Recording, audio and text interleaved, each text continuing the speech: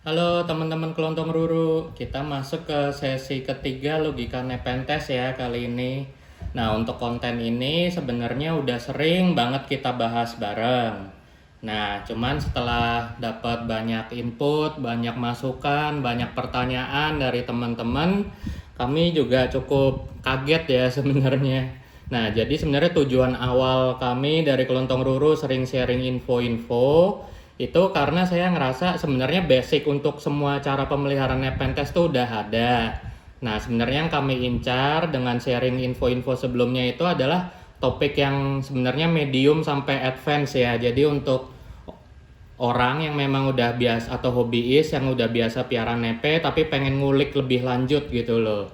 Nah, tapi ternyata seiring kesini itu banyak teman-teman dari Kelontong Ruru, customer maupun juga hobiis lainnya ternyata banyak yang mengaplikan cara-cara kami juga. Nah, padahal sebenarnya masih banyak yang baru pemula juga, baru pertama piara nepe. Nah, dari inputnya itu kami juga cukup kaget jadinya. Ya, sebenarnya senang juga sih ternyata. Terima kasih buat teman-teman banyak yang benar-benar menjadikan kami sebagai referensi ilmu gitu dalam memelihara nepenya. Nah, jadi banyak yang perlu kami luruskan dulu soal pemupukan ini. Jadi kita berangkat dari logikanya dulu ya. Kita coba pikir, kadang kan kalau teman-teman nyari info di Google, di internet tentang pemupukan Nepenthes, itu rata-rata satu ketemunya. Hal yang paling umum adalah pemupukan pada Nepenthes hanya dianjurkan untuk orang yang udah expert. Kalau masih pemula atau segala macem, disarankan jangan dulu. Nah, ini sebenarnya saran yang sangat bagus. Jadi logikanya kenapa kayak gitu? Nah, jadi sebenarnya seperti udah saya bilang juga, para suhu, master, expert dan sebagainya di dunia Nepenthes itu didapat dari pengalaman. Nah, apa sih yang membuat mereka menjadi suhu atau master? Jadi mereka itu secara umum udah piara banyak nepe. Mereka udah mencoba berbagai cara dan mereka juga udah paham betul karakter tumbuhnya si nepe itu seperti apa. Nah, karena mereka sudah memelihara nepe dalam waktu lama dan dalam jumlah yang banyak, berarti kan jam terbangnya tinggi tuh.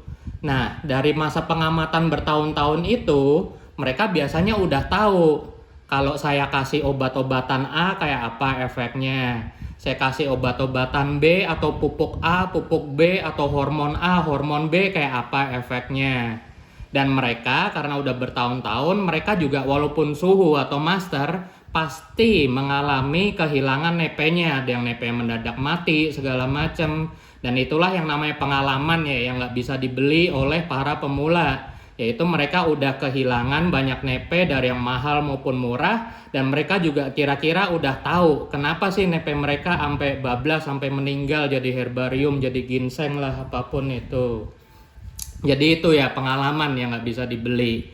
Nah makanya untuk para pemula itu kan ibarat kalau mereka ngasih pupuk, ngasih hormon segala macem, kan mereka belum punya pengalamannya. Mereka biasanya kaget kalau dipupukin atau dihormonin gitu, tahu-tahu nepenya ada yang berulah segala macem, terus langsung panik.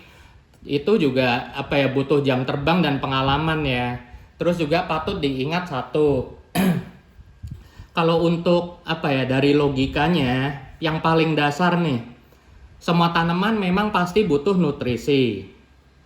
Nah, cuman kita kan sebagai hobiis sama buat para pemula itu biasanya cenderung gatel. Mereka sebenarnya nepe itu kan tanaman yang bandel banget ya. Kalau kita pikir dia hidup di lingkungan yang nggak ramah untuk tanaman, miskin nutrisi, suasananya lembab parah, becek parah, ada yang gersang banget, ada yang kering banget. Nah itu kan lingkungan yang sebenarnya stressful buat tanaman. Nah cuman nepe-nepe itu bisa tetap hidup gitu loh. Nah, berbeda dengan pohon-pohon buah, pohon-pohon sayur, itu makin banyak kita genjot, itu mereka emang tanaman yang rakus, mereka memang heavy feeder, jadi makannya banyak. Nah, kalau untuk nepe logikanya ya tentu berbalik dengan tanaman-tanaman produksi seperti itu ya. Kitanya sebenarnya yang salah kalau sampai nepenya kenapa-napa gara-gara over pupuk atau over hormon. Makanya disarankan hanya untuk yang sudah berpengalaman. Soalnya si nepe ini saya paling sering menggunakan contoh adalah anggrek sebagai pembanding untuk Nepenthes. Kenapa? Karena kalau dipikir anggrek itu hidupnya epifit rata-rata ya, kebanyakan tumbuh merambat di batang-batang kayu atau di ketiak tangkai pohon. Nah itu kan nutrisinya cenderung dikit dibandingkan dengan tanah. Kalau di tanah selain makronutrisi juga ada mineral dan lain-lainnya. Kemudian juga ada mikroba sama jamur yang bermanfaat juga buat tanaman. Tapi coba kalau anggrek, dia hidup cuma di kulit pohon atau di ketiak pohon. Itu kan nutrisinya cenderung dikit banget. Nutrisinya juga rata-rata berasal dari serasa. Kemudian juga di kulit pohon itu ada siklus kering sama basah. Jadi kalau lagi siang banget di habitat anggrek tuh saya sering lihat semuanya kering. Tapi pas malam lumutnya segala macam semuanya hidup lagi karena kelembapan.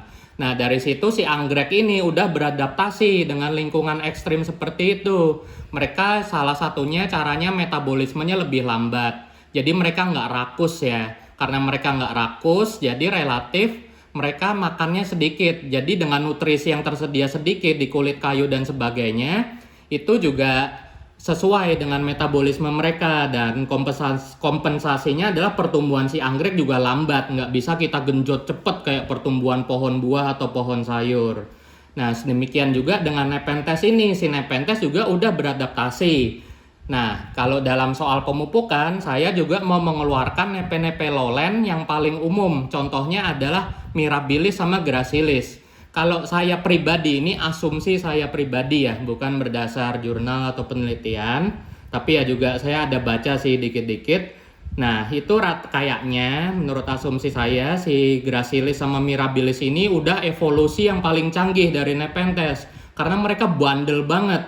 Jadi mereka rakus, mereka bisa hidup di media apa aja segala macem. Makanya kalau teman-teman lihat peredarannya luas kan si Gracilis sama Mirabilis ini. Itu karena mereka udah beradaptasi untuk tumbuh di lingkungan apa aja. Makanya ada yang eksperimen pakai tanah merah segala macam tuh masih hidup. Tapi kita bicara nepe yang lebih eksotis ya, seperti hybrid intermediate, highland atau yang rewel lainnya. Nah, dari situ kan kelihatan si nepe ini sebenarnya juga kebutuhannya khusus. Mereka juga nggak terlalu rakus. Mereka juga adalah tanaman yang sabar. Jadi mereka nggak terlalu fokus pada penarikan nutrisi di bagian akarnya. Dan kemudian mereka juga membentuk kantong untuk mencari nutrisi.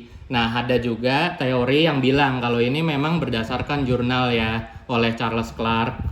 Jadi dia berasumsi carnivorous syndrome atau para tanaman karnivora ini membentuk perangkap bukan untuk mencari makan, tetapi untuk mengkompensasi keadaan media yang terlalu ekstrim untuk dirinya. Seperti contoh lingkungan ultramafik, lingkungan yang banyak taninya kayak di rawa segala macam. Nah dari situ kelihatan si nepe-nepe ini tuh sebenarnya di lingkungan ekstrim aja itu hidup kok. Kita nggak usah gatel memberi mereka pupuk, nutrisi. Kayak kita nyirem, terus kita ngemisting segala macem, kita ngasih makan itu kan sebenarnya keinginan kita, ego kita loh, bukan kemauan tanamannya. Patut diingat ya, itu dasarnya.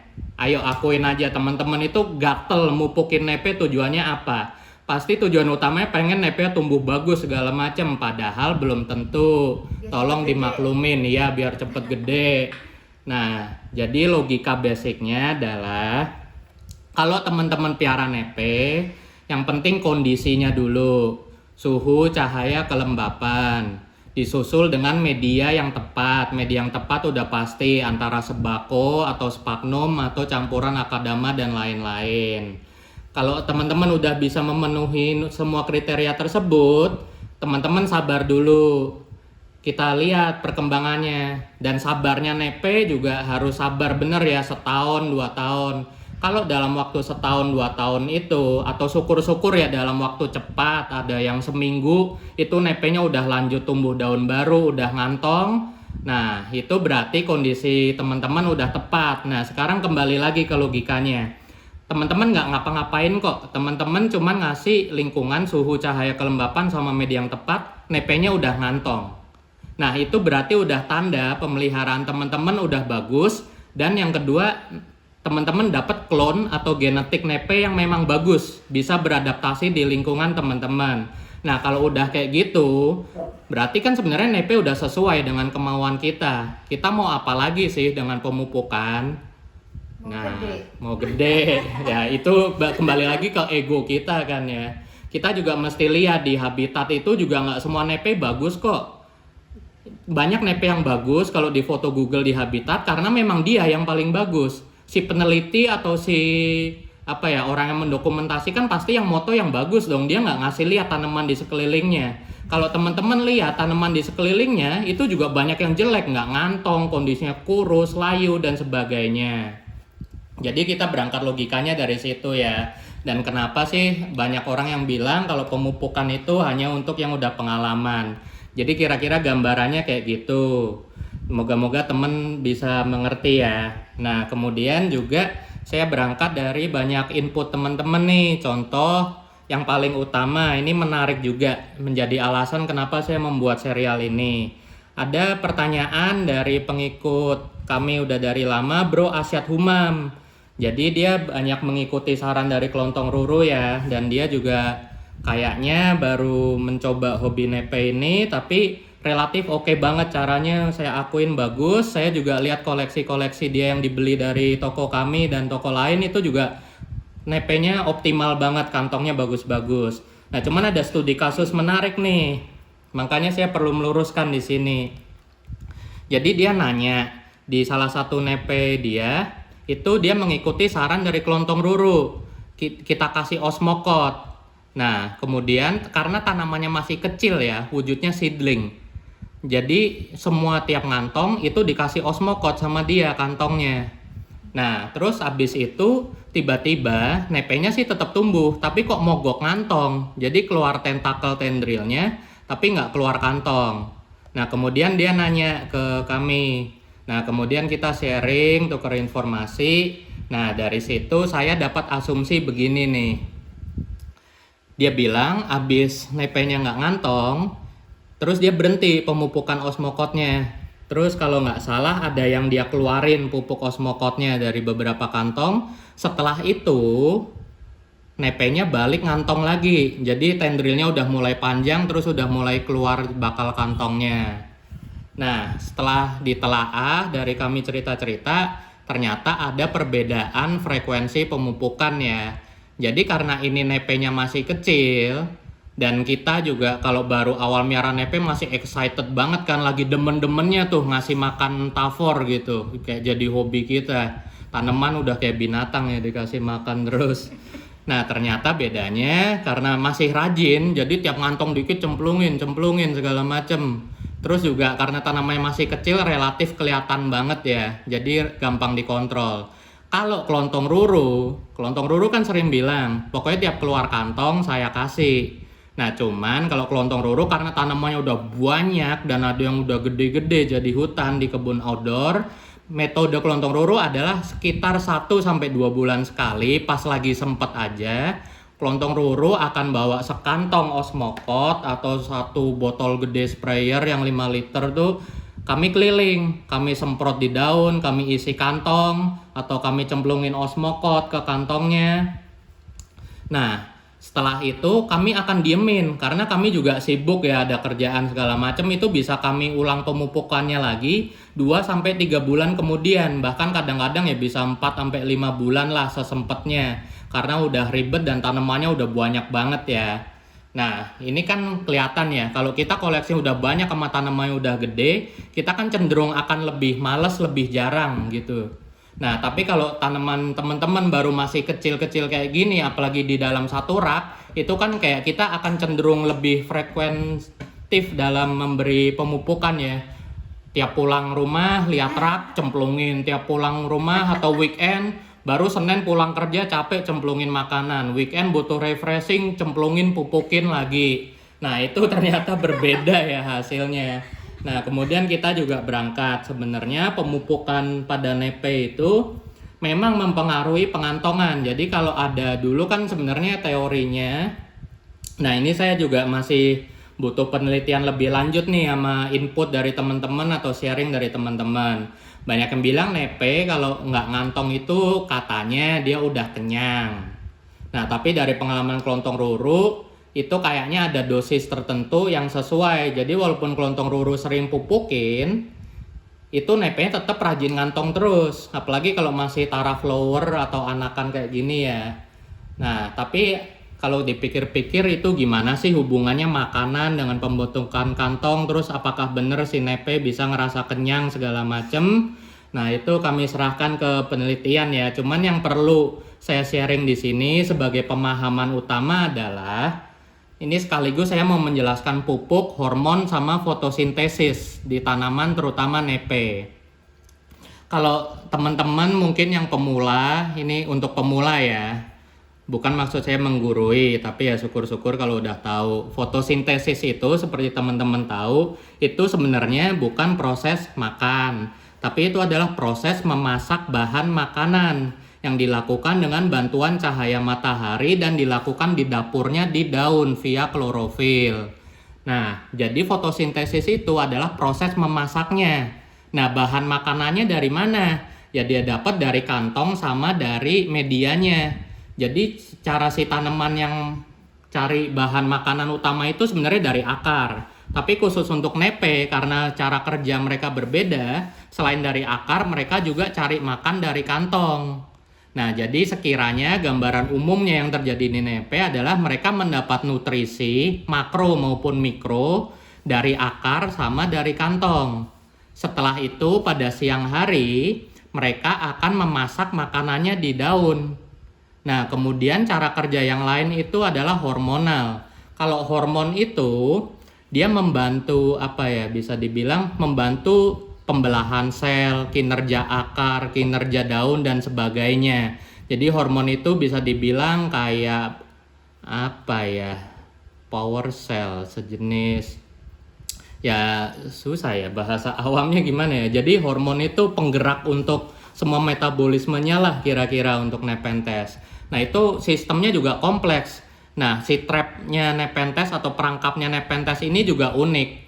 Mereka dalam mencerna nutrisi juga membutuhkan enzim-enzim tertentu. Nah, ini saya dapat banyak ilmu dari guru-guru saya, tapi saya juga nggak etis lah ya kalau nge-share di sini. Takutnya itu kan hak pribadi mereka, juga ilmu yang udah mereka pelajarin. Cuman hormon atau enzim-enzim ini itu juga berperan dalam menginduksi proses pemecahan nutrisi di dalam kantong seperti ini. Jadi kalau ada serangga masuk, itu ada enzim tertentu yang memicu enzim-enzim lain atau pH-nya turun. Jadi serangga atau makanan yang masuk lebih tercerna. Tapi itu udah permainan kompleks banget ya. Karena mereka udah pakar, mereka udah tahu enzim-enzim apa yang diperluin, itu mereka udah eksperimen. Mereka mensuplementasi nepe-nepe mereka dengan enzim-enzim tersebut atau hormon tersebut. Nah, kemudian juga dalam hal pemupukan, ini banyak teman-teman dari Kelontong Ruru, contohnya Bro Edwin ya, dia nanya, Bro, kalau saya pakai pupuknya, kemudian saya juga paduin dengan pupuk lain atau hormon lain gimana? Ya udah tentu jawabannya adalah karena teman-teman udah pakai pupuk, ya udah nggak usah kasih pupuk-pupuk merek lain. Yang namanya pupuk itu cukup satu. Kemudian banyak juga pertanyaan kalau B1 segala macam itu jatuhnya pupuk bukan sih? Seperti saya udah bilang, B1 itu jatuhnya suplemen dan vitamin. Kemudian juga isinya sebenarnya yang berperan kalau menurut saya pribadi. Silahkan kita argumen atau sharing ya. Kalau menurut saya pribadi, vitamin B itu nggak berperan untuk tanaman yang kita tumbuhkan di luar lab seperti ini atau di dalam pot. Saya udah jelasin di topik sebelumnya, vitamin B itu berperan di pembentukan akar kalau di dalam lab melalui media agar. Tapi kalau di luar sini, itu produk yang berperan di dalam B1, Liquinox, dan lainnya itu adalah hormon-hormon auksin seperti IBA dan lain-lainnya ya. Nah, jadi dalam pemberiannya untuk pupuk ya nggak usah dipadu dengan pupuk lain. Kalau udah pakai satu merek, kami saranin pakai satu merek dulu. Kemudian juga kalau teman-teman ngasih pemupukan, boleh nggak dipadukan dengan hormon. Nah, kalau saran dari kami, ini menurut kami ya, Teman-teman kalau mau paduin jangan.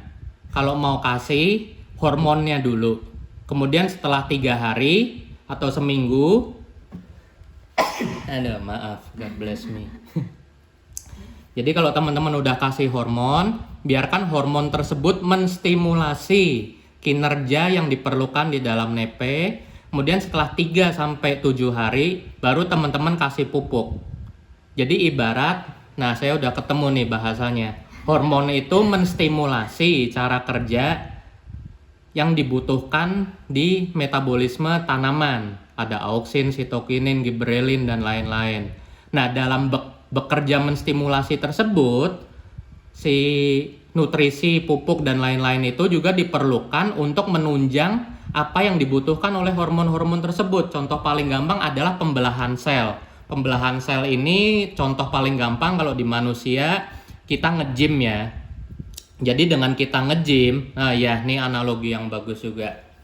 Kalau kita badannya krempeng, terus kita nge-gym itu kan badan kita sakit-sakit tuh. Nah itu semua sel kita lagi rusak. Nah karena selnya rusak tersebut, kita membutuhkan nutrisi, susu fitness yang tinggi protein. Kemudian juga ada yang sampai suntik steroid, ada yang minum kreatin. Nah sifat hormon itu mirip seperti steroid sama kreatin tersebut. Dia makin ngeboost pembelahan sel. Jadi sel-sel kita yang rusak, yang bikin badan-badan tangan kita sakit itu nantinya akan dipicu pembelahan selnya, pembangunan sel barunya oleh hormon-hormon tersebut. Kemudian hormon tersebut akan memakai susu fitness atau protein tinggi tersebut untuk membentuk sel baru, otot baru yang jauh lebih bagus, lebih keker, sampai akhirnya badan kita keker ya. Nah kurang lebih tanaman juga kayak gitu. Dalam dia membentuk akar, dia membutuhkan pembelahan sel yang baru. Dalam dia membentuk daun, membentuk kantong, menjaga kesehatannya itu juga dia membutuhkan pembelahan sel. Nah, dalam melakukan pembelahan sel ini yang memicu adalah si hormon. Dan pada saat dia berpikir, wah saya sebagai hormon ini saya mau membentuk daun. Saya membutuhkan nutrisi NPK yang segini. Nah, dia siapin dulu tuh bahannya, terus kita hajar pakai pupuk, jebret NPK. Nah, dia langsung masak, nyiapin, ngolah bahannya. Jadi kurang lebih cara kerjanya gitu untuk hormon. Jadi kita kasih hormon dulu, bedain sekitar 3 sampai 5 atau 7 hari lah. Habis itu baru kita kasih pupuk. Nah, kemudian juga dalam pemupukan, saran kami tadi selain untuk yang udah berpengalaman, ingat ini adalah paham yang paling basic dalam pemupukan tanaman eksotis seperti anggrek atau nepe. Less is more. Sedikit adalah lebih. Jadi teman-teman jangan nurutin keinginan atau ego kalian ya. Kami dari Kelontong Ruru udah sering banget eksperimen mengorbankan banyak tanaman, tapi ya hanya untuk tujuan kepo, bukan karena ego kami pengen tanamannya cepet gede ya. Jadi kalau nutrisinya terlalu berlebih, pupuknya terlalu banyak, itu juga cenderung bisa nggak bagus. Ada yang jadi daunnya cuman gede doang, nggak ngantong, ada yang pertumbuhannya malah terhambat segala macam. Nah, jadi ingat dalam memberi pupuk itu rekomendasinya adalah less is more. Gunakan sesedikit mungkin. Kemudian jangan terlalu gatel sering-sering banget. Jadi ini juga prinsipnya bisa teman-teman pakai buat mantau dulu ya. Kalau dosisnya sedikit tapi ternyata pupuknya nggak cocok, kan paling tanamannya cuman kayak rewel-rewel dikit lah. Tapi kalau ternyata pupuknya baru beli, mereknya kita belum pernah pakai, terus kita pakainya langsung banyak, tanamannya kan bisa amblas, rugi di kita juga. Nah itu basicnya. Kemudian juga untuk merek-merek pupuk yang dipakai, kalau dari pengalaman Kelontong Ruru dan teman-teman, itu biasanya selain Osmocot sama aneka pupuk anggrek, juga ada pupuk Growmore. Nah Growmore ini banyak yang nanya juga, boleh nggak sih buat nepe? Boleh, tapi pakainya jangan full strength atau sesuai dosis bungkusnya ya. Pakainya adalah kami saranin 1/4 dosis. Kemudian juga tergantung dengan nepenya. Kalau nepe-nepe yang rakus kayak Gracilis mirabilis, saya sama teman-teman sering coba itu pakai full strength sesuai dosis kemasan juga tetap tumbuh aja, hahaha makin bagus. Tapi kalau ke nepe yang aneh-aneh, ada darah klipeatanya, burbitnya segala macem, ya malah bisa bablas jadi ginseng tanamannya. Nah itu tadi kenapa saya jelasin metabolismenya si Gracilis mirabilis ini kayaknya udah beda. Dia udah evolusi lebih jauh, lebih bandel ya. Nah kita juga lihat contoh pengaplikasian pemupukan. Teman-teman mungkin, nah masih berhubungan dengan yang sebelumnya saya bilang nih, kalau nepe dipupuk bisa bablas, itu kenapa sih? Nah, kita lihat dulu sebelumnya di sini sebagai contoh ya. Ini adalah seedling dari guru saya, Mbah Jarwoto. Betinanya adalah Alata Giant disilang dengan Maxima Maluku Giant yang ada di Om Yanto yang gede banget kayak Trungkata. Nah, ini adalah variasi seedlingnya. Walaupun penanamannya sama, tapi akan tetap ada satu seedling yang tumbuhnya jauh lebih cepat seperti yang ini. Ada juga yang paling lelet kayak gini. Kemudian kita lihat biji yang lain. Ini juga sama dari guru saya, Mbah Jar. Bosiana disilang dengan Maxima Maluku yang gede banget. Kita lihat ya pertumbuhannya. Ada yang kecil-kecil, ada yang cepet banget gede. Ini juga biji dari Om Roni, Bogor Carnivorous Plant. Ini bakal mantep nih kayaknya. Betinanya adalah Sumatrana Cross Platykaila, disilang dengan pejantan Max Clip Adriani. Bisa kita lihat ya pertumbuhannya ada yang lelet, ada yang kecil banget, tapi ada yang cepet tuh. Biasanya dari pengalaman saya, nepe-nepe dengan genetik bagus seperti ini, kita bilangnya vigor ya istilahnya. Kalau dipupuk dia akan makin ngebut jauh, udah kayak Vin Diesel lah ngebut ambil marah-marah gitu. Nah kalau yang kecil-kecil lelet kayak gini, itu biasanya kalau dipupuk malah bisa amblas. Nah kemarin saya juga banyak diskusi sama teman-teman, kira-kira itu kenapa sih? Ya rata-rata jawabannya memang secara genetik itu dia kurang bagus ya.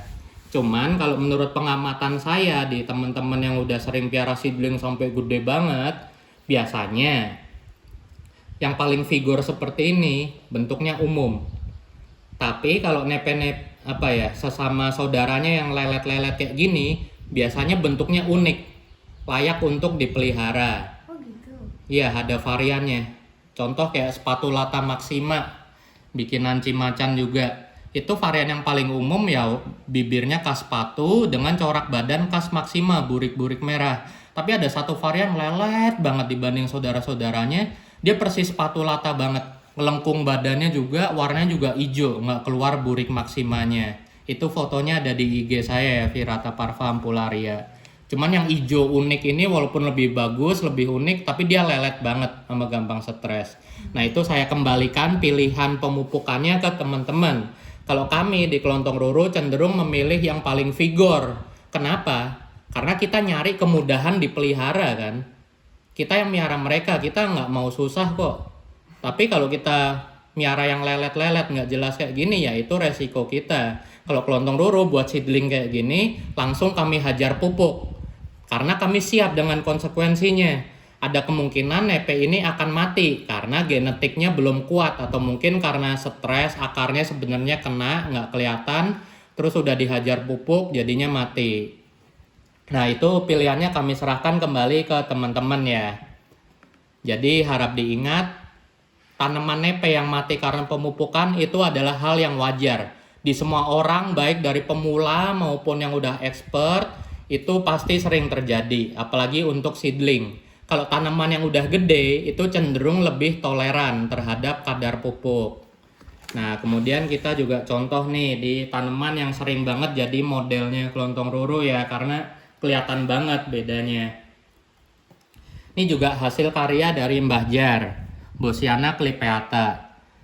Dan dua ini kami keep karena ini adalah klon yang paling bagus, klon A dan klon B. Walaupun sama-sama Bosi clip, kelihatan pertumbuhannya. Daun barunya merah banget. Dan ini yang paling vigor dari semua bed seedling kami, paling cepat pertumbuhannya. Ini adalah yang kedua paling bagus, kelihatan ya, daun barunya nggak mau merah.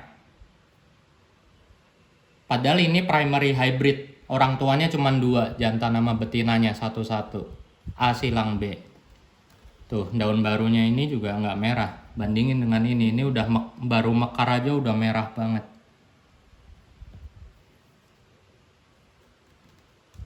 Inilah fungsinya pemupukan dan mereka juga termasuk yang paling bagus. Jadi pada saat kami pupuk, mereka paling ngerespon. Makanya kami keep. Nah, kemudian itu dari segi pemberian pupuk, ini juga adalah dari segi pemberian pupuk dan hormon ya. Bisa kita lihat nih, ini adalah tanaman, saya baru beli lupa namanya. Bossiglandu disilang dengan Campanulata veici dari C. Allen. Kelihatan ya, ini apa? Kantong lamanya pas datang dari nursery-nya. Kemudian bandingkan setelah kami terapi dengan hormon kami. Tuh. Ukuran kantongnya jauh lebih berbeda. Padahal ini tanaman benar-benar baru datang sekitar 1,5 bulan sampai 2 bulan. Kemudian ini juga kita bandingkan dengan daun lamanya, lebih gede ya, dan ukuran kantongnya juga lebih gede dari yang lama. Ini juga sama caranya, kami beri hormon, kemudian setelah pertumbuhannya lumayan relatif oke, baru kami pupuk. Nah itulah kira-kira. Terus juga kalau ada teman-teman yang nanya, saya udah terlanjur kasih pupuk yang N-nya tinggi segala macam, gimana? Ya nggak apa-apa. Paling daunnya gede. Iya. Nah terus juga seperti yang udah saya jelasin tadi ya, semua tanaman itu pasti tetap membutuhkan nutrisi dalam bentuk apapun untuk pertumbuhan, pembentukan kantong dan lain-lainnya. Dan mereka makan, sebenarnya fotosintesisnya itu proses untuk masak bahan makanannya. Jadi sebenarnya kita nggak perlu ngasih pupuk karena mereka juga udah cari makan dari kantong atau dari medianya. Apalagi kalau kita piara outdoor ya. Cuman kalau dari kita piara indoor, nah ini mungkin juga jadi faktor pembeda. Kalau kelontong ruru kan yang aneh-aneh banyak dipiara indoor. Jadi mereka nggak mungkin dapat makanan serangga-serangga liar karena di dalam kamar nggak ada serangga. Jadi kami kasih makan. Nah karena sumber makanan mereka hanya dari yang kami kasih makan dan kami ngasih makannya juga pas sempet aja 3 bulan 2 bulan sekali, maka cenderung nggak ada yang namanya overdosis pupuk. Jadi rata-rata tetap ngantong. Nah untuk nepe yang di outdoor gitu ya, kira-kira biasanya teman-teman juga rajin intip aja. Mereka sering makan nggak? Masih suka dapat serangga nggak? Nah kalau masih sering dapat serangga atau semut, kita juga kompensasi. Kita jangan terlalu sering kasih mereka makan. Kecuali untuk nepe-nepe yang memang nggak ada serangga di kantongnya, ya udah kita kasih aja secukupnya. Terus kita sistemnya less is more, lebih sedikit lebih baik.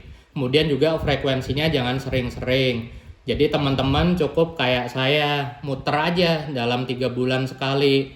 Sempetin 1 hari pas weekend sekalian buat refreshing, kasih makan semuanya, cemplungin pupuk di kantongnya yang nggak ada makanan. Kemudian udah biarkan makanan tersebut dihabisin dulu oleh proses metabolisme dan fisiologi tanaman nepe tersebut. 3 bulan, 6 bulan segala macam. Untuk hormon juga sama kayak pupuk. Itu nggak boleh sering-sering ya, karena terlalu banyak hormon itu bisa mengakibatkan hal-hal yang nggak baik. Biasanya tanamannya cenderung jadi gede, nggak mau ngantong. Atau juga jadi monster, ada yang nyabang terus, ada yang bentuknya jadi kayak palem, ada yang bentuknya kayak bonsai, malah jadi kerdil, ada yang malah jadi mati. Nah itu karena gangguan hormon ya, hormon itu juga harus seimbang semuanya. Sama kayak di manusia lah, prinsip dasar kehidupan itu kan semuanya harus seimbang. Dan apa yang kita mau kita dapetin itu pasti harus ada kompensasinya ya, harus ada yang ditukar. Prinsipnya sama kayak di film Full Metal Alchemist itu, equivalent exchange.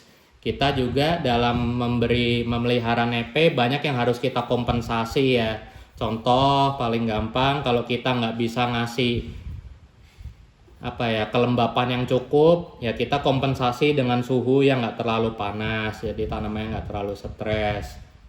Nah kita juga kalau banyak ngasih makan pupuk, itu kadang hormonnya sebagai triggernya juga kadang nggak cukup. Kita harus kompensasi suplementasi dengan hormon. Ini contoh aja, bukan anjurannya ya. Jadi semuanya itu yang membedakan para pemula dengan suhu atau master adalah para master atau suhu ini udah punya feeling. Makanya kalau kami ditanya dosisnya gimana segala macam, sebenarnya kami bingung karena kami pakai feeling. Nah feelingnya itu didapat dari mana? Dari pengamatan kami. Contoh paling gampang adalah gini, teman-teman pasti sering ngeliat para kolektor yang udah lama itu piara nepe sampai udah nggak jelas lah, udah jadi hutan. Bahkan nepenya ada yang udah jelek, Kita sebagai pemula atau sebagai orang yang masih antusias dengan miara nepe kan pasti mikir, wah gila sayang banget tanamannya cuma digeletakin gitu jelek, mendingan buat saya aja deh. Tapi sama yang punya nggak dikasih kan. Ya Kak, itu karena apa? Alasan yang utama nomor satu, yang punya dia udah punya nepe itu dari lama, dia udah tahu nepe itu bakal hidup apa enggak. Jadi walaupun kelihatannya jelek dia yakin itu masih hidup, makanya nggak dikasih.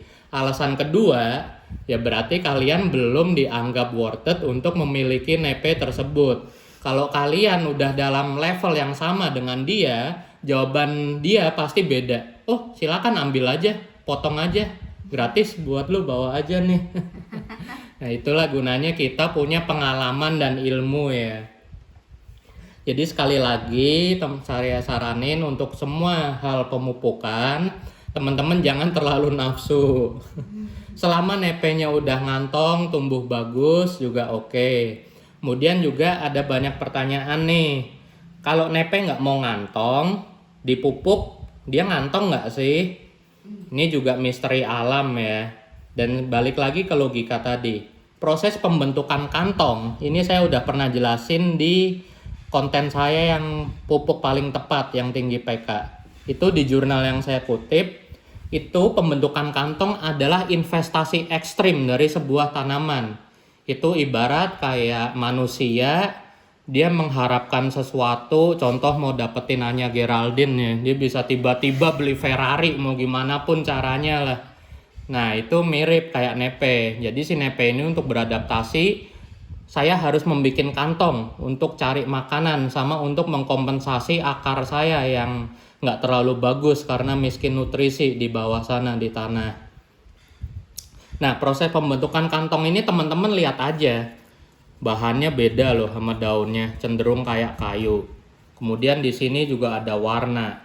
Kemudian kantong ini juga mengandung banyak kinerja aktif. Kalau ada tanaman atau serangga masuk, diolah sama dia di dapur di perutnya ini.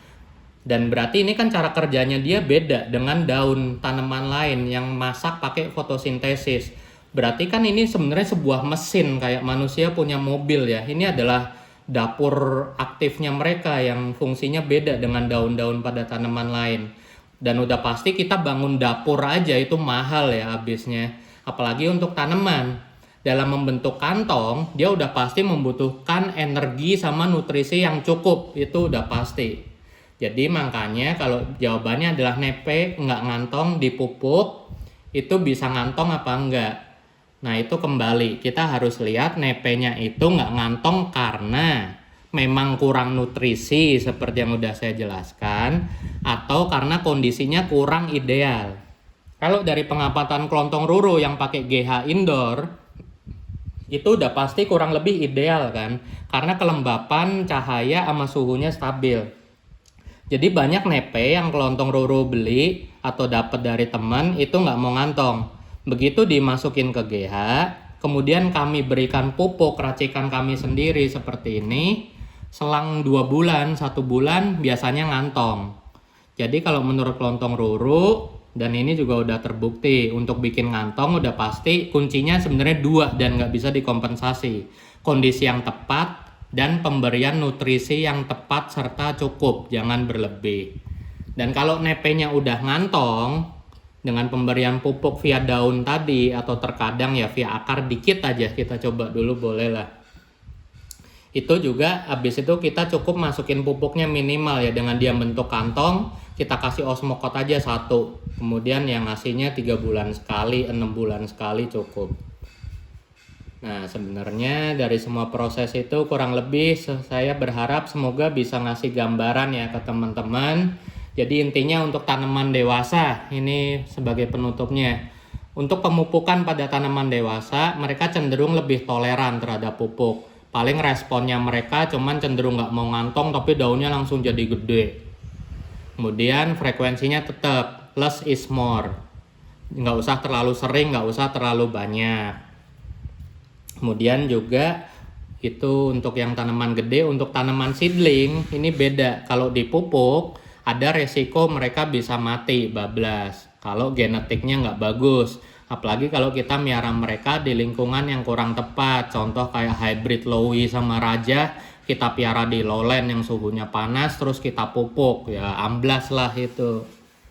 Oke, sekian teman-teman. Semoga bisa membantu ya semua penjelasan kali ini. Ingat, pokoknya intinya jangan terlalu rajin lah ngasih pupuk. Karena metabolisme si tanaman nepe ini memang berbeda. Mereka cenderung pelan, nggak rakus kayak tanaman buah atau tanaman sayur. Jadi jangan terlalu gatel lah untuk mereka. Dan kalau pengen mereka kantongnya gede, itu sebenarnya yang paling utama adalah cahaya, kelembapan, dan suhu. Habis itu baru disusul dengan nutrisi. Itulah kuncinya. Jadi teman-teman harus kompensasi kondisinya dulu ya. Dan piaralah nepe yang sesuai. Hybrid lowland ya di lowland. Ada darah highlandnya ya usahain lebih adem atau lebih lembab. Kalau udah kayak gitu, udah ngantong, baru kita bisa improve. Kita bisa lebih perbesar lagi ukuran kantongnya dengan pemberian pupuk. Jadi itu semua korelasi equivalent exchange ya, ada kompensasi yang harus kita bayar. Nggak kita sembarang ngasih pupuk terus langsung jebret kantongnya gede. Ingat, selain lingkungan juga ada kinerja hormon dan lain-lain seperti yang tadi saya jelasin. Oke, sekian teman-teman, semoga membantu ya, thank you. Oh iya, sebagai tambahan juga tadi saya diingetin nama istri saya, kalau di konten yang lama kan dia pernah nanya di video ke saya tuh, terus ini mupuknya gimana, ngasih makannya gimana, kan saya jawabnya adalah ini sekaligus untuk apa ya, menjawab pertanyaan teman-teman yang mungkin kontra. Pada saat saya ditanya, saya jawabnya setiap ada kantong saya masukin. Nah, itu seperti udah saya jelasin di pertengahan video tadi. Kuncinya adalah di frekuensi. Saya muter ke kebun saya atau saya ngeliatin semua nepe saya, itu jarang, paling cuman sebulan sekali atau pas weekend. Dan saya juga punya awareness. Jadi pada saat contoh seminggu weekend itu saya pasti adalah ngeliatin nepe-nepe saya.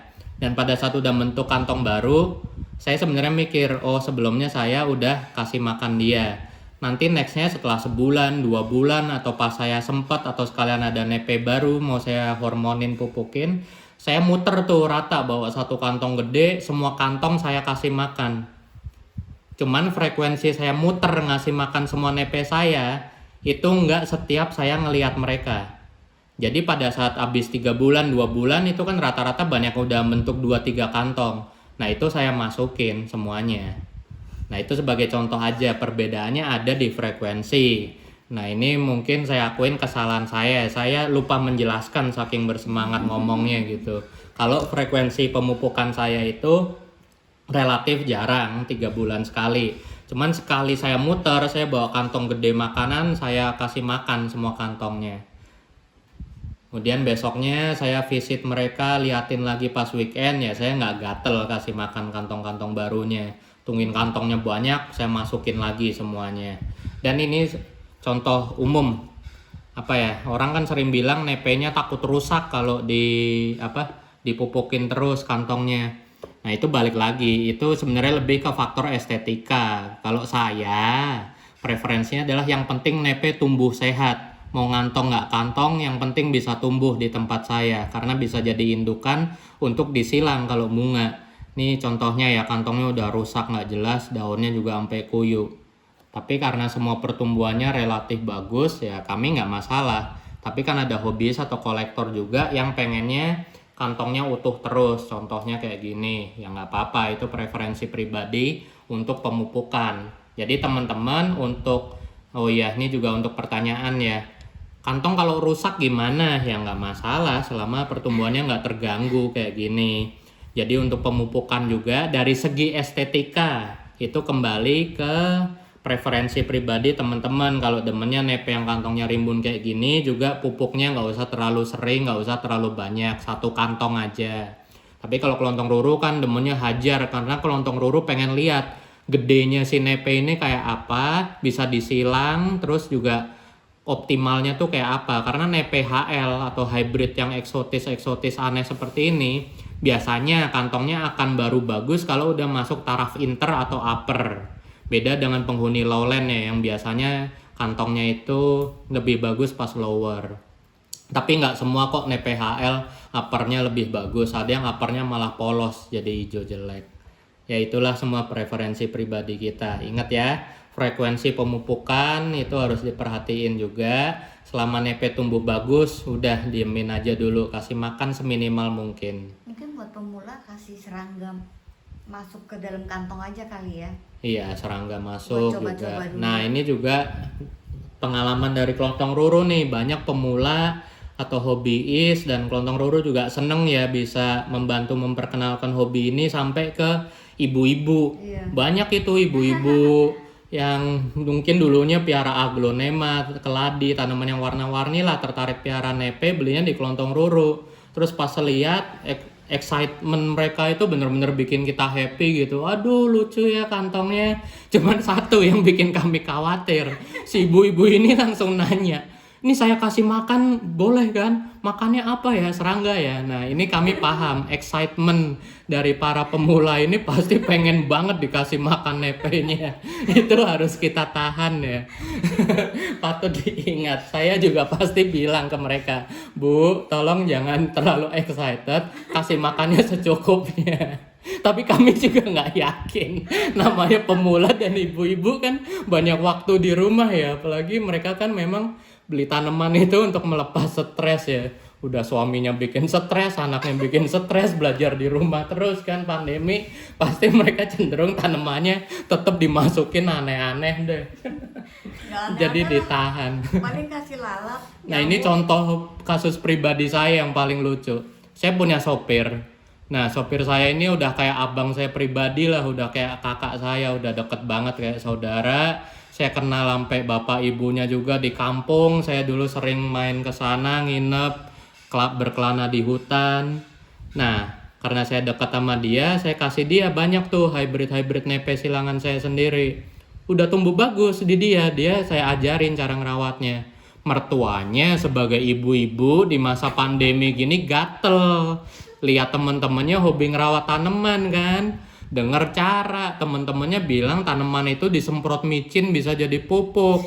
Pas sopir saya lagi kerja, sama mertuanya disemprot pupuk. Pupuknya pakai micin lagi full, langsung disiram spotnya, dimasukin ke kantongnya. Akibatnya udah jelas langsung mati nepenya. Ya itulah contoh lah kehidupan sehari-hari dan itu pengalaman ya.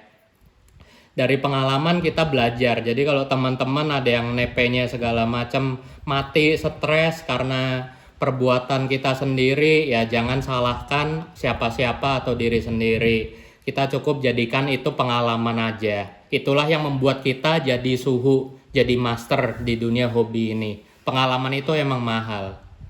Makanya yang saya sharing ini juga mahal ya, tapi gratis loh. Hanya banyak yang nggak mau sharing kan. Iya, contoh kayak master-master itu. Saya paling kesel loh kalau ada orang bilang di forum-forum kayak gini. Oh enggak kok, cara bikin kantong nepe gede ada caranya. Tapi nggak dia sebut. Itu sama aja bohong kan, ngapain lo ngomong anjir. Pengen gue gebukin rasanya. Ya gitulah, daripada saya marah-marah terus kan kalau di sini. Sekian ya teman-teman, semoga ngebantu. Thank you.